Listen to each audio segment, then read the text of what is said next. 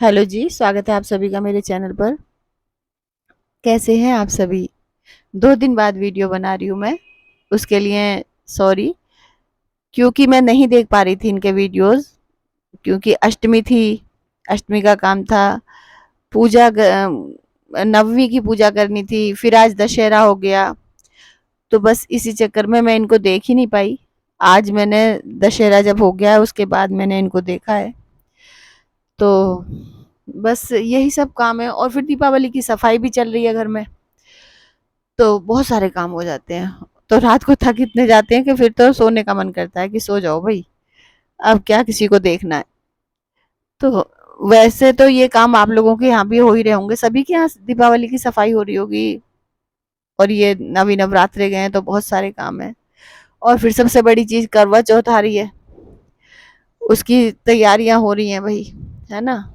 बहन बेटियों के यहाँ क्या देना है, अपने लिए कपड़े वगैरह खरीदने हैं, बस वही है। घर घर की कहानी जैसे आप लोगों के यहाँ हो रही होगी वही मेरे यहाँ हो रहा है। तो चलिए बात करते हैं। आज मैंने इनके वीडियो देखे, तो बड़ी वाली का वीडियो देखा पहले तो मैंने। वो कह रही है कि हमने अपना मकान बुक कर दिया, खुद का मकान। तो भाई खुद का मकान तो चंडीगढ़ में भी था, है ना।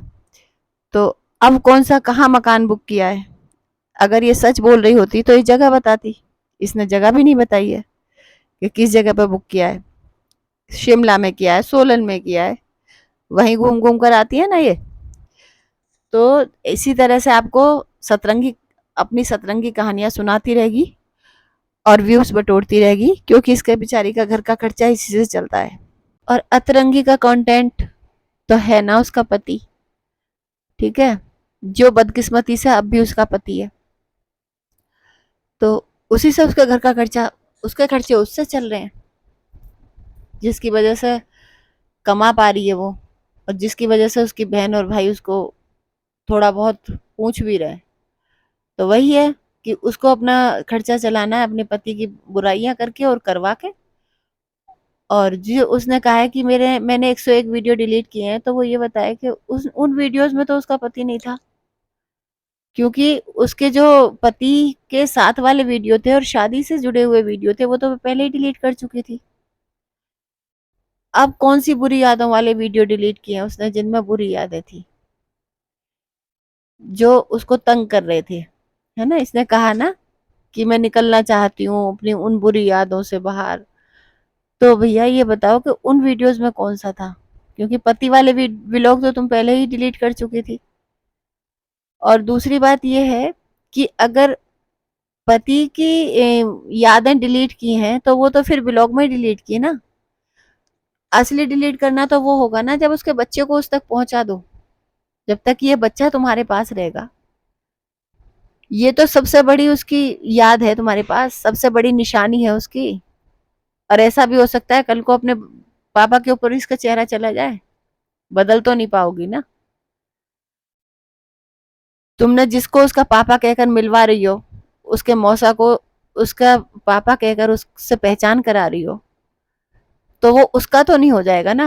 वो तो जिसका परमात्मा ने बना के भेजा है उसी करेगा बेटा। तो वो तुम चाहे कितने भी उसे ये समझा लेना कि ये तुम्हारे पापा हैं, तुम्हारे मौसा ही तुम्हारे पापा हैं, ठीक है। और पापा तो वही रहेगा जो है, और इससे बड़ी निशानी तो कोई हो ही नहीं सकती। इसे कैसे अपने से दूर करोगी तुम? या तो इसे उस तक पहुंचा दो, तब उसकी यादों से पूरी तरह से फारिग हो पाओगी। और आज तो सतरंगी के व्लॉग में वो मौसा जी ये भी कह रहे थे उस बच्चे से कि बीच में मत आना छोटू। अरे बीच में छोटू कहाँ आया? छोटू के बीच में तुम आ गए मौसा जी। तुमने जो है उस बच्चे को उसके पापा से दूर कर दिया, सिर्फ अगर अपने मतलब के लिए ही अपनी सिस्टर इन लॉ को वहां शादी करके भेजा था। क्या इसीलिए भेजा था कि बस तू शादी कर ले, एक बच्चा हो जाए, उनको धोखा देके आ जा, उनके ऊपर फिर लांछन लगाना दुनिया भर के, और फिर बच्चा हम हड़प लेंगे उनका। तो बीच में बच्चा नहीं आया, बीच में तो मौसा जी आए हैं बच्चे के, ठीक है। ये देखिए, अगर इस जन्म में भगवान ने थोड़ा सा लेट किया है तुम्हें, हो सकता है आगे हो जाए बच्चा। लेकिन अगर इतना साल हो गए बच्चा नहीं हुआ, ठीक है, तो या तो तुम्हारी मर्जी से नहीं हुआ, और अगर तुम्हारी मर्जी है और बच्चा नहीं हो रहा है, तो सोचो कि भगवान क्यों नाराज है, क्यों अभी तक बच्चा नहीं हुआ है? क्योंकि नॉर्मली इतने सालों में बच्चे हो जाते हैं। अब तक तो बहुत बड़े हो गए होते, है ना, स्कूल भी जाने लगे होते, लेकिन तब वाइफ अपने आप को लड़की कैसे कह पाती, है ना? बच्चों के दोस्त आंटी कहने लगते, इसीलिए या तो बच्चा पैदा नहीं किया है, और या हो सकता है कि भाई भगवान की तरफ से देर हो रही है, भगवान नाराज है। तो कितने जन्मों तक ये दूसरों के ऊपर अन्याय करने की कहानी चलाओगे? पिछले जन्म में भी किसी के साथ इसी तरह का अन्याय किया होगा, किसी बेटे को उसके बाप से अलग किया होगा या माँ से अलग किया होगा।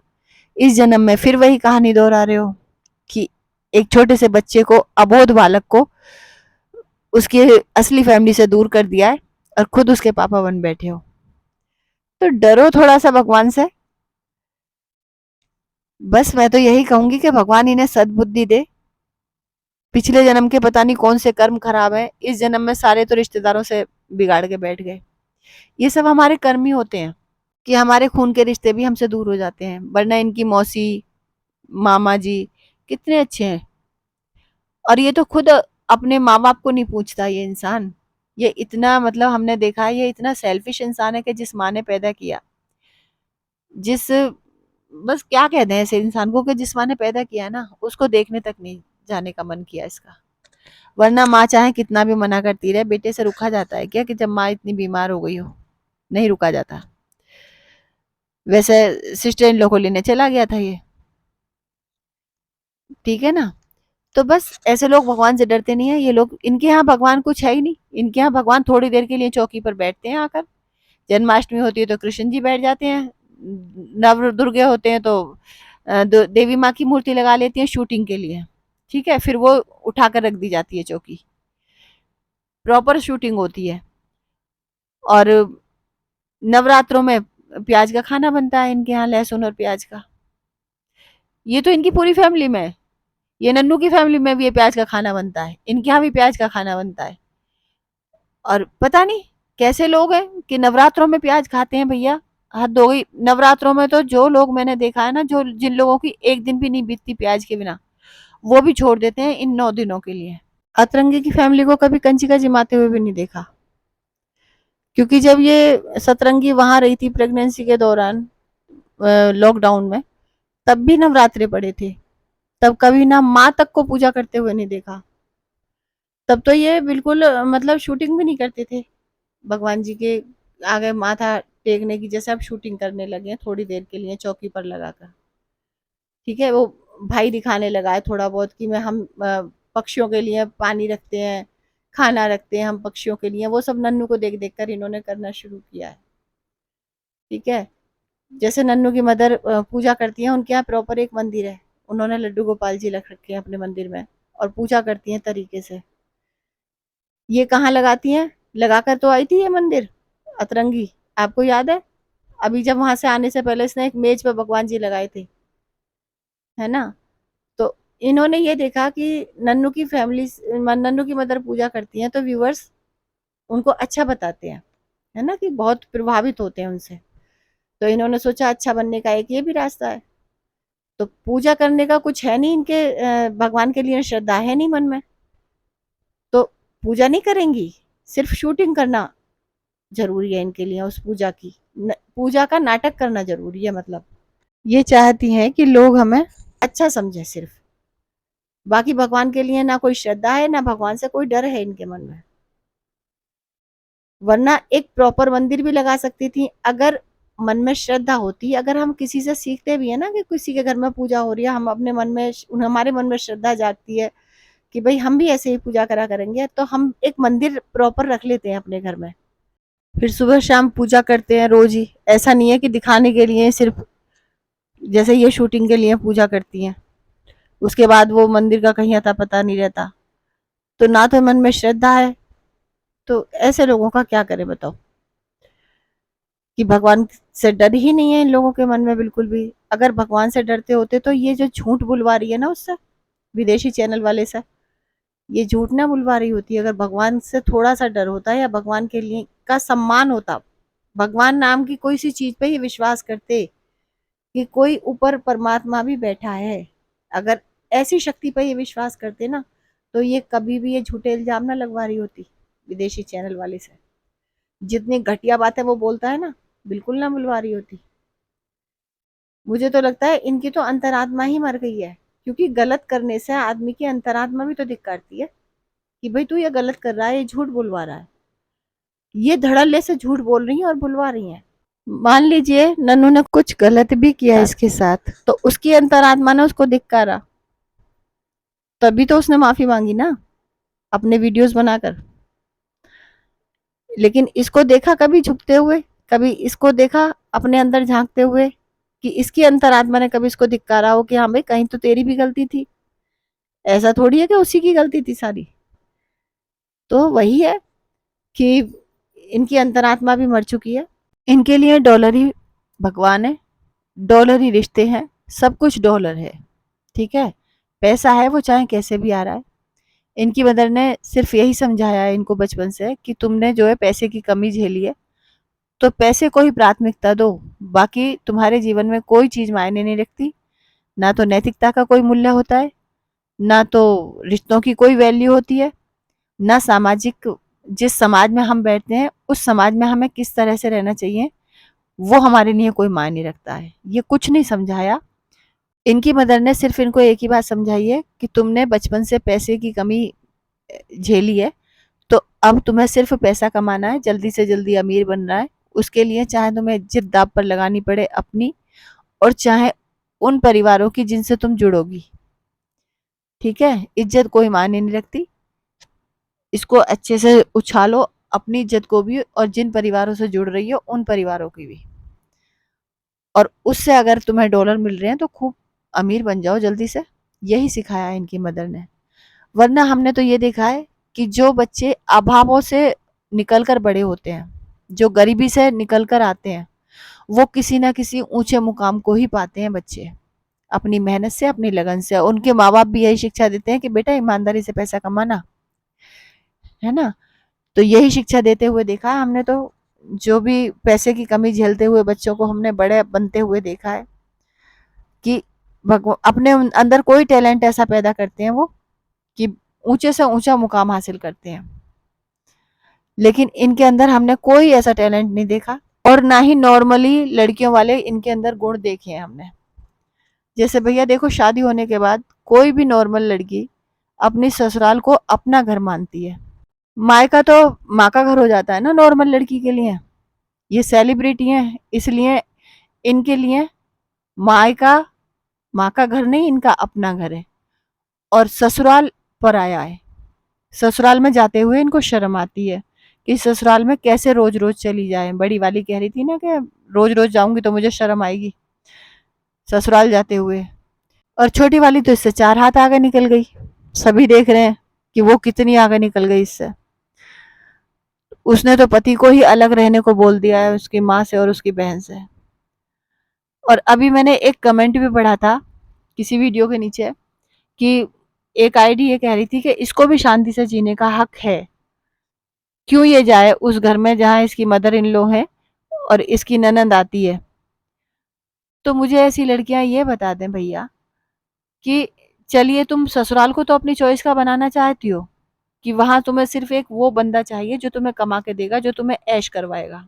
और अगर ऐश करवाने के लिए उस लड़के के पास पर्याप्त धन नहीं है, वो तुमको ज्यादा घुमा फिरा नहीं सकता, ज्यादा तुम्हें शॉपिंग नहीं करा सकता, बस तुम्हारी जरूरतें ही पूरी कर सकता है, तो ऐसा पति तुम लोगों को नहीं चाहिए। पति भी नहीं चाहिए ऐसा तुम्हें। घर में ना तो ननंद हो, ना सास हो, ना ससुर हो, ना देवर हो, अकेला पति हो। और पति भी ऐसा हो जो तुम्हें घुमाने फिराने ले जाए, तुम्हारी हर बात को माने, ठीक है, गुलाम बन के रहे तुम्हारा। तो ऐसी ससुराल में तो तुम खुश रहोगी, वरना तो उसके ऊपर एलिगेशन लगा दोगी और उसको छोड़ के चली जाओगी, तलाक दे दोगी और समाज में उसकी बेइज्जती करोगी। ठीक है।